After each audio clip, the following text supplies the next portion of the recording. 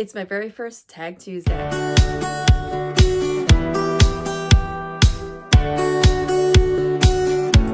Hi friends, welcome back to Pages in Chaos, and Misty Girl is here to do my very first tag with me. Well, maybe not. Anyway, I have been tagged by Books, Ink, and Paper, and I actually found her because she started following me when I did my 5-star prediction collab with Sarah at Sarah's Nightstand and Lindsay at Lindsay's Library.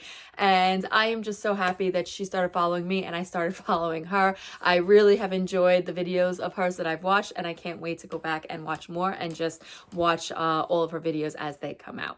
So thank you so much for tagging me in this, and it was a lot of fun to come up with my answers to the It's Not So Bad book tag. So here we go. It's not so bad. Question 1. Do you dog ear your books? Nope. I maybe used to, like a long time ago, high school, maybe college, but that is something that I cannot bring myself to do. I hate when like you dog ear them and then just the crease, it stays. I will always find something to put in my books. But I don't think I have a problem with that because as you can see, I have so many bookmarks. That'll never be a problem. I don't think I will ever dog ear my books. Question 2, do you annotate your books? My answer to that is not anymore. I've annotated books for high school, for college. As you can see, I have shown this book before, but my copy of The Little Prince has a lot of my annotations from high school. If I was to get a new copy of this, I might annotate a book, this book specifically, just to see kind of where I fall and what I decide to annotate, because if you've been following me for a while, you know this is one of my all-time favorite books, and it would be interesting.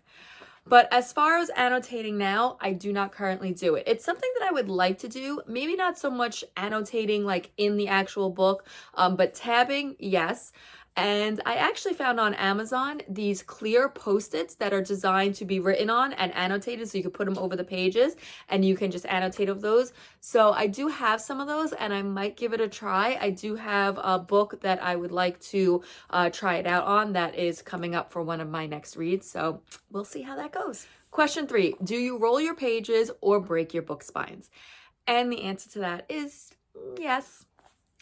So rolling the pages, I really only do like if it's a really floppy book, like, and in the beginning when it's, you know, like you got those first few pages and I might roll them back. I don't do that one very often, but I do break my spines. So here's just some of the examples. This is one of my favorite Harry Potter books. This is actually my favorite in the series, and a Mary Higgins Clark book that I definitely broke the spine on this one pretty early on. So my answer to that one is yes. And I'm not exactly upset about it. Question 4, do you listen to something when you read? So a lot of times I will have a YouTube ambient room on when I read.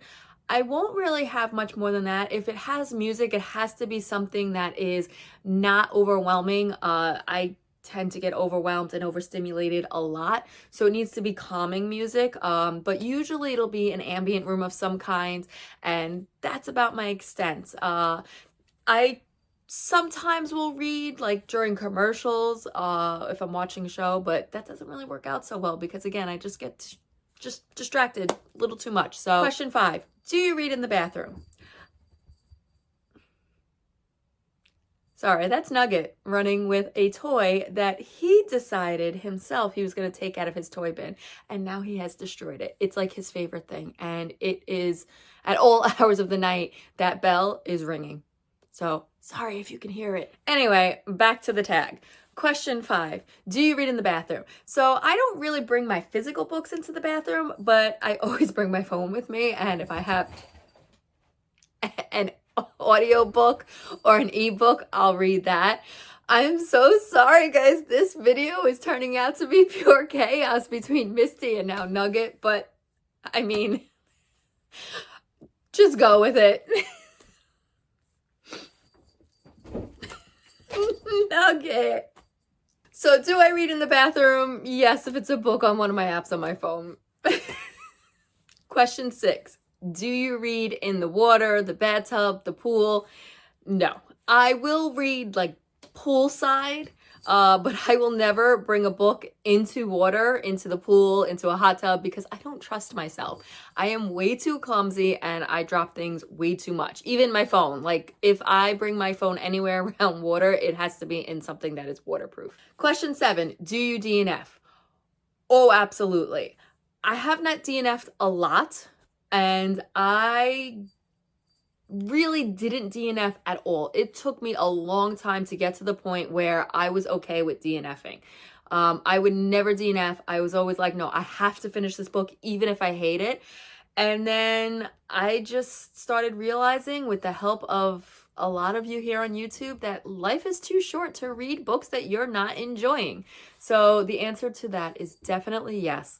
I don't do it that often, but if I think that this book is going to be anything less than like 3 stars, I'm most likely going to DNF. Very rarely will I give a book 2 stars. And if it's a 1 star for me, then by that point, like, I won't even let it get that far. I'll just DNF it. I'm not going to waste my time. Question 8, do you read ahead or skip to the end of the book? Not intentionally. There have been times that I've accidentally spoiled it for myself, not meaning to like flip pages, and then I realized like maybe I just skipped too many pages, not realizing they were stuck together. Or there would be times that like I opened the book and like I was looking for something in the author's note and I accidentally like saw something at the end of the book that I wasn't supposed to, but not intentionally. I do not like spoiling anything for myself. I really hate reading spoiler alerts, and very rarely will I do that unless it's for like a book that I know I'm not finishing or not enjoying, and I'll just read it and skip ahead. But I don't even do that. If I'm DNFing a book, it's just done. I don't even look for the spoilers. Question 9, are you a book polygamist? This is a funny one. But anyway, I am actually. I never used to be. And now I find myself reading multiple books at a time. Usually it's like 2, 3 is my max. And usually if I'm reading 3, at some point, one of them takes like a back seat until I finish one of the other ones. So oftentimes I'll be reading something physical, something on my ebook, and then audio. So I usually always have an audio and then something that I'm reading with my eyes. And then a lot of times I'll tandem read. So I'll read something while I'm listening, and then I'll have another book that's also going on. So I think right now I'm reading 2 books. I'm reading All Creatures Great and Small, and I am reading A Rogue of One's Own. So yes, I do read more than 1 book at the same time. Question 10, do you own more books than shelf space? Yes, I do.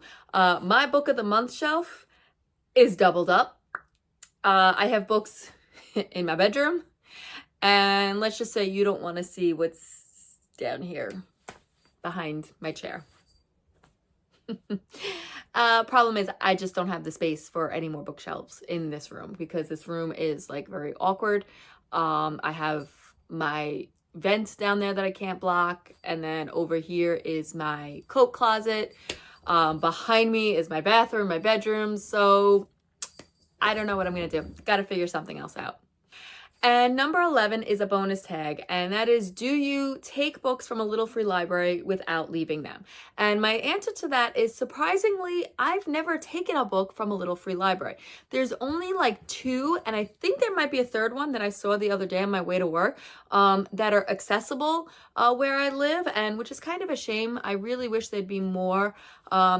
And I wish that I can have my own little free library, but unfortunately I live in a development, so I can't have that. But I have donated a lot of books, and I actually have a whole stack of books ready to go, but I've never taken, actually. So that one is a little bit of a surprise for me.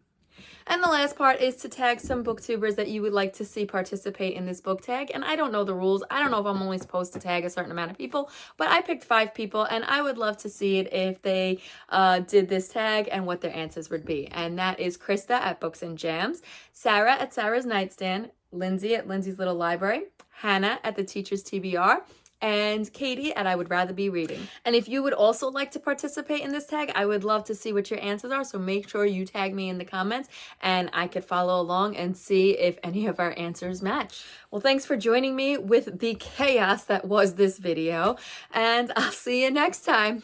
Bye for now.